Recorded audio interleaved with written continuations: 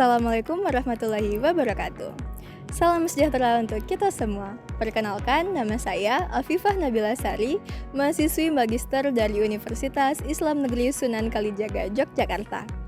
Teman-teman, pada kesempatan kali ini, saya akan membahas mengenai pidato akademik yang sangat penting yang berjudul Hadis Misoginis, Resepsi, Negosiasi, dan Pergolakan Pemikiran antara tradisi dan juga modernitas yang ada di Indonesia. Pidato ini disampaikan oleh Profesor Dr. Emma Marhumah MPD. Beliau merupakan guru besar hadis dan juga gender di Universitas Islam Negeri Sunan Kalijaga, Yogyakarta. Teman-teman, dalam video ini saya akan menjelaskan mengenai beberapa poin. Yang pertama, latar belakang. Yang kedua, apa itu hadis misoginis? Yang ketiga, bagaimana sosialisasi hadis misoginis dalam pendidikan agama Islam? Yang keempat, kitab-kitab. Yang kelima, dampak-dampak dari hadis misoginis. Yang keenam, mengenai kritik dan kontekstualisasi hadis misoginis. Kemudian dilanjutkan dengan metodologi baru dalam pendidikan hadis. Dan yang terakhir, kesadaran gender dan juga tantangan di pesantren. Selanjutnya, kesimpulan.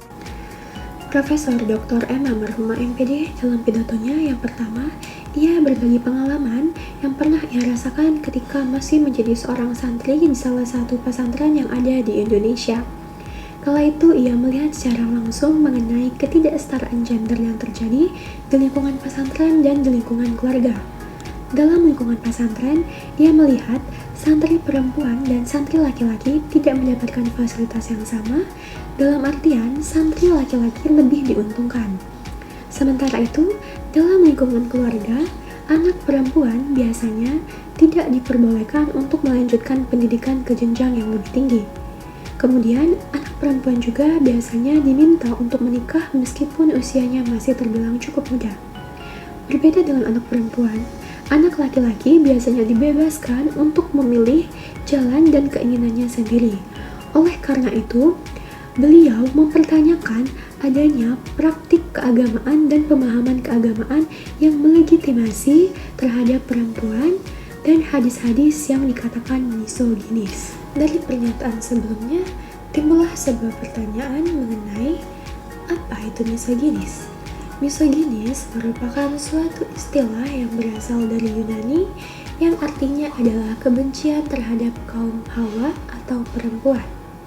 Sedangkan dalam konteks studi keislaman, hadis misoginis itu merujuk kepada hadis-hadis yang merendahkan perempuan, baik dari redaksi maupun ke penafsirannya. Contohnya adalah hadis yang berbunyi bahwa perempuan merupakan fitnah. Kemudian ada juga hadis yang mengatakan bahwa seorang istri harus sujud kepada suaminya. Menanggapi hal tersebut, maka perlu adanya sosialisasi hadis misoginis terhadap pendidikan agama Islam. Profesor Dr. Emma Marhumah MPD juga menyoroti bagaimana caranya agar hadis-hadis ini dapat diajarkan secara dogmatis dalam dunia pendidikan seperti sekolah, madrasah, maupun pesantren. Seperti yang kita ketahui, saat ini baik itu guru maupun kiai menjadikan hadis-hadis ini sebagai dasar penentu pembagian gender antara laki-laki dan juga perempuan, yang menyebabkan laki-laki dapat lebih berekspresi dan beraktivitas di ranah publik, sedangkan perempuan terbatas hanya di ranah domestik saja. Selanjutnya, Profesor Dr. Emma Marhumah MPD juga mengkritiki dua kitab yang biasa diajarkan di dalam pesantren. Yang pertama yaitu kitab Al-Askar karya Imam Al-Nawawi, kemudian kitab yang kedua yaitu Akhlaq Al-Nisa. Yang kedua kitab ini berisikan narasi-narasi patriarkis yang isinya adalah penekanan terhadap seorang istri agar mematuhi seorang suami. Bukan hanya itu, adapun ancaman masuk neraka bagi seorang istri yang tidak melayani suami. Selanjutnya, apa dampak dari hadis misoginis?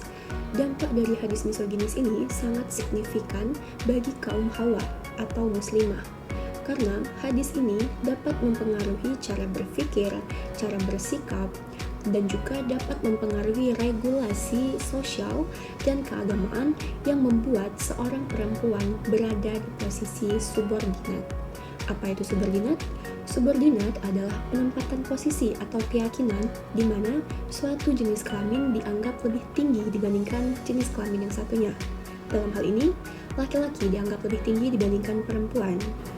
Di dalam pidatonya juga, Profesor Emma mengutip pesan yang disampaikan oleh pemikir seperti Fatimah Mernissi dan Khalid Abou El Fal yang mengusulkan bahwa penting sekali untuk mengkritik suatu hadis. Jadi, hadis jangan hanya dilihat berdasarkan sanad dan juga rantainya saja, melainkan perlu dikaji ulang secara kontekstual mengenai isi hadis tersebut. Jadi, dilihat latar belakangnya, dilihat maknanya, dan juga dilihat bagaimana dampak dari hadis tersebut.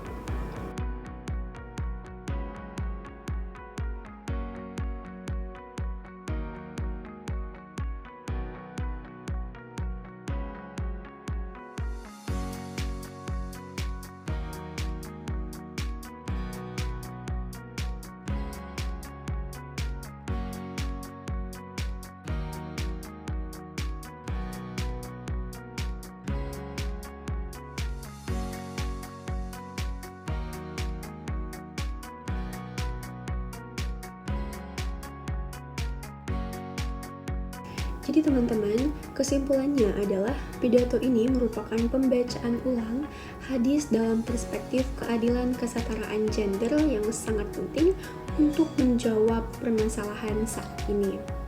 Kemudian, tugas kita adalah untuk mengembangkan pendekatan kritis, kontekstual, dan juga berorientasi pada masalah, agar ajaran agama Islam itu tetap relevan dan adil bagi setiap orang. Baiklah teman-teman, itulah dia tadi penyampaian materi dari saya. Semoga apa yang telah saya sampaikan dapat diterima dan dipahami. Kemudian semoga nantinya kita bisa lebih kritik dan lebih terbuka akan materi-materi tentang pendidikan